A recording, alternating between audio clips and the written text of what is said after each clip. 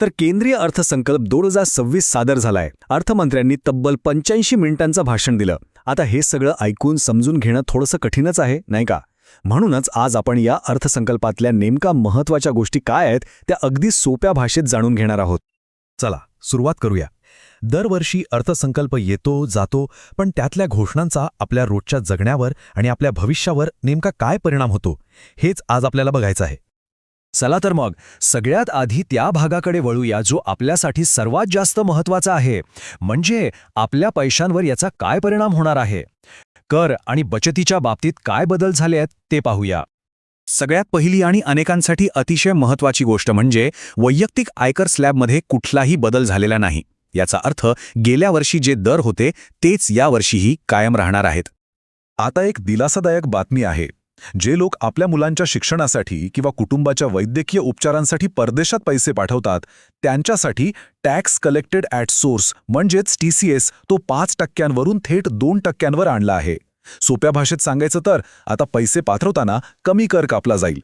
अनेक कुटुंबांसाठी हे नक्कीच एक खूप चांगलं पाऊल आहे. सरकारने एक नवीन आयकर विधेयक आणण्याची घोषणा केली आहे, ज्याचा उद्देश आहे कायदे सोपे करणं.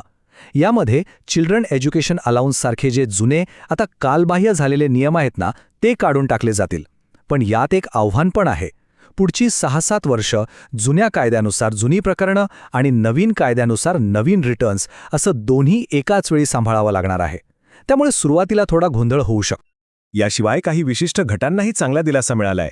अनिवासी भारतीयांना म्हणजे NRIsना आता भारतात मालमत्ता विकताना फक्त 1% TDS द्यावा लागेल, जो आधी तब्बल 20% होता.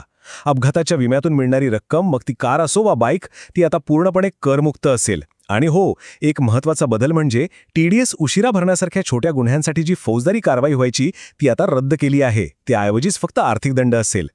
तर हे झालं आपल्या वैयक्तिक आर्थिक बाबींबद्दल. आता जरा मोठ्या चित्राकडे पाहूया. देशाच्या प्रगतीसाठी सरकारने काय योजना आखल्या आहेत ते बघूया. सरकारने पायाभूत सुविधांवर म्हणजेच इन्फ्रास्ट्रक्चरवर एक प्रचंड मोठी रक्कम खर्च करण्याची योजना आखली आहे. आकडा ऐका, 12.2 लाख कोटी रुपये. गेल्या वर्षीच्या 11 लाख कोटीवरून ही रक्कम वाढवून आता 12.2 लाख कोटी करण्यात आली आहे. आणि याचा मुख्य भर टियर 2 आणि टियर 3 शहरांच्या विकासावर असणार आहे, ज्यामुळे रोजगारालाही चालना मिळेल.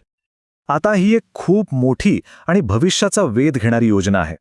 सरकारने आर्टिफिशियल इंटेलिजन्स म्हणजे AI आणि डेटा सेंटर्समध्ये गुंतवणूक करणाऱ्या कंपन्यांसाठी थेट 2047 पर्यंत 0 कर धोरण जाहीर केलं आहे. यामध्ये अपेक्षा आहे की यातून मोठी परकीय गुंतवणूक आकर्षित होईल आणि खूप साऱ्या नवीन नोकऱ्या निर्माण होतील. याच पायाभूत सुविधांचा एक भाग म्हणून देशातली कनेक्टिव्हिटी वाढवण्यासाठी 7 नवीन हाय स्पीड रेल्वे कॉरिडॉरची घोषणा करण्यात आली आहे. यामध्ये मुंबई-पुणे, पुणे-हैदराबाद आणि हैदराबाद-बंगळुरू यांसारख्या अत्यंत महत्त्वाच्या मार्गांचा समावेश आहे. आता अर्थसंकल्पाच्या त्या भागाकडे वळूया जिथे समाजातील वेगवेगळ्या घटकांसाठी काही खास योजना आणि धोरणं जाहीर करण्यात आली आहेत. आरोग्य क्षेत्रात एक मोठा दिलासा मिळाला आहे. कॅन्सरवरील 17 प्रकारच्या औषधांवर आणि 7 दुर्मिळ आजारांवरील औषधांवर जे सीमाशुल्क म्हणजे कस्टम्स ड्युटी लागायची ती पूर्णपणे काढून टाकण्यात आली आहे. यामुळे रुग्णांसाठी ही जीवनदायी औषधं खूप स्वस्त होतील. महिला सक्षमीकरणासाठी लखपती दीदी ही योजना तर लोकप्रिय आहेच, तिलाच पुढे नेत आता C-Mart नावाची एक नवीन योजना सुरू केली जाणार आहे. या योजनेतून महिलांना स्वतःचा व्यवसाय सुरू करण्यासाठी कमी व्याजदरात कर्ज उपलब्ध करून दिलं जाणार आहे. आजच्या डिजिटल युगातील तरुणांसाठी एक खास घोषणा आहे. देशभरातील 15,000 शाळा आणि 500 महाविद्यालयांमध्ये कंटेंट क्रिएटर लॅब्स स्थापन केल्या जाणार आहेत. तरुणांमध्ये डिजिटल कौशल्य वाढावीत हा यामागचा उद्देश आहे. शेतकऱ्यांसाठी सुद्धा काही महत्त्वाच्या घोषणा आहेत. नारळाचं उत्पादन वाढवण्यासाठी नारळ प्रोत्साहन योजना सुरू होणार आहे. इतकंच नाही तर 2030 पर्यंत भारतीय काजू आणि कोकोला जागतिक स्तरावर एक ब्रँड म्हणून ओळख मिळवून देण्यासाठी विशेष कार्यक्रम राबवले जाणार आहेत. तर या सगळ्या घोषणा पाहिल्यावर एक प्रश्न मनात येतो की या अर्थसंकल्पाचा मुख्य संदेश काय आहे? या सगळ्या निर्णयांच्या मागे सरकारची नेमकी रणनीती काय असू शकते? याचं उत्तर या एका वाक्यात मिळतं. न्यूजपिंचचे CA मनीष कुमार यांच्या मते बाहेरचा पैसा भारतात कसा येईल यावरच सगळा जोर आहे.